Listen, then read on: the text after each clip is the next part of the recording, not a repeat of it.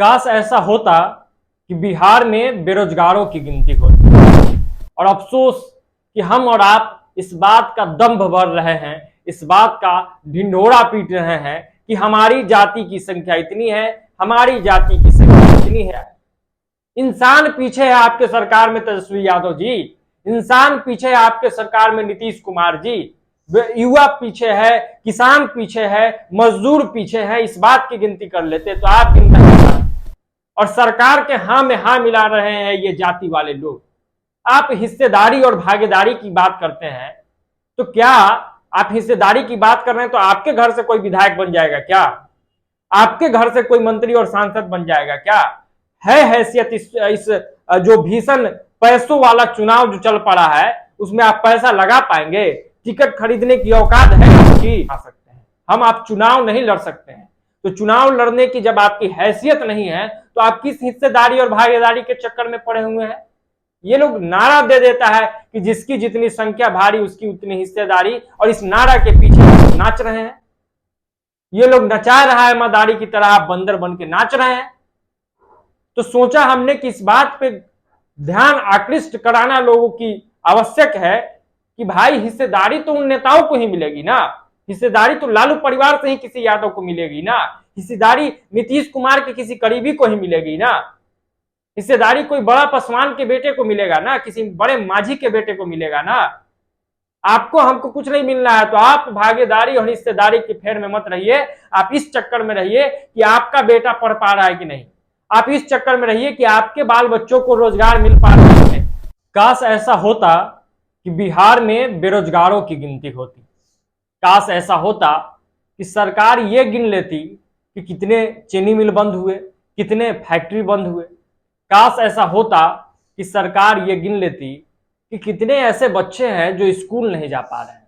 काश ऐसा होता कि बिहार की ये सरकार गिन लेती कि कितने वैसे लोग हैं जो भुखमरी का शिकार हो रहे हैं, जो 2 वक्त की रोटी नहीं खा पा रहे हैं। पर ये सरकार, अफसोस है, ये सरकार क्या गिन रही है? तो हमारी आपकी जाति। और अफसोस कि हम और आप इस बात का दंभ भर रहे हैं, इस बात का ढिंढोरा पीट रहे हैं कि हमारी जाति की संख्या इतनी है, हमारी जाति की संख्या इतनी है। और हम भागीदारी की बात कर रहे हैं। भागीदारी पर बाद में बात करेंगे, लेकिन पहले अपने हिस्सेदारी पर बात करेंगे कि जो गिना जाना चाहिए वो नहीं गिन के सरकार जाति क्यों गिन रही है। तो उससे पहले नमस्कार, मैं हूं सिंह आदर्श और मेरे साथ आप देख रहे हैं बिहारी करेजा। तो बेरोजगारों की फौज वाली बिहार में, बिना इंडस्ट्री वाले बिहार में सरकार ने जाति गिना है। सरकार ने ये नहीं गिना कि कितने ऐसे युवा हैं जो रोजगार की तलाश में दर दर भटक रहे हैं और उन्हें रोजगार नहीं मिल रहा है।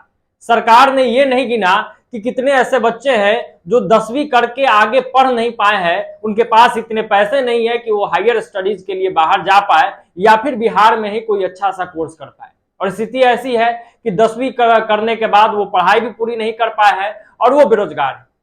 तो कितने ऐसे बच्चे हैं जिसके अभिभावक ने 12th क्लास तक पढ़ा दिया, 12वीं तक वो पढ़ चुके हैं, उसके बाद वो आगे की पढ़ाई नहीं कर पाए हैं और वो भी बेरोजगार है। तो कितने ऐसे भी छात्र हैं, नौजवान हैं जिन्होंने ग्रेजुएशन कर लिया है, जिन्होंने एमए कर लिया है, पीजी कर लिया है अलग अलग कोर्स में, और बिहार में उनको नौकरी नहीं मिल रही है और बिहार से बाहर जाने की उनकी आर्थिक स्थिति नहीं है। तो क्या इस बात की गिनती सरकार नहीं कर सकती थी बिहार के लोगों के संसाधन का उपयोग करके कि बिहार में कितने बेरोजगार हैं? तो बिहार की सरकार ने क्या गिना है? जाति गिना है। आज आप देखते होंगे गांवों में कि कितने ऐसे बच्चे हैं, शहरों में भी, जो भीख मांग रहे हैं, जो बाल मजदूरी कर रहे हैं, जो स्कूल नहीं जा पाते हैं। तो सरकारों ने क्यों नहीं गिन लिया कि बिहार में ऐसे कितने बच्चे हैं जो स्कूल तक नहीं जा पा रहे हैं, जो प्राइमरी स्तर तक का शिक्षा भी पूरा नहीं कर पा रहे हैं, जो हाई स्कूल तक का शिक्षा भी पूरा नहीं कर पा रहे हैं? तो इस बात की गिनती इस बिहार की सरकार ने क्यों नहीं की कि उसे जाति गिनना ज्यादा सही लगा?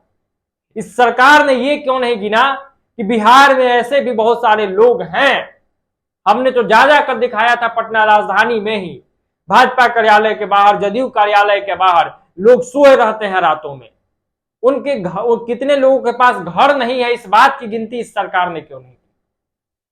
जो 2 वक्त की रोटी नहीं खा पाते हैं, कई लोग भूखमरी का शिकार है बिहार में। अभी भी आप डेटा निकालिएगा तो कई सारे लोग हैं जो रोज भूख से मर रहे हैं। तो इस बात की गिनती इस बिहार की सरकार ने क्यों नहीं की? क्या जाति गिनना सबसे ज्यादा जरूरी था?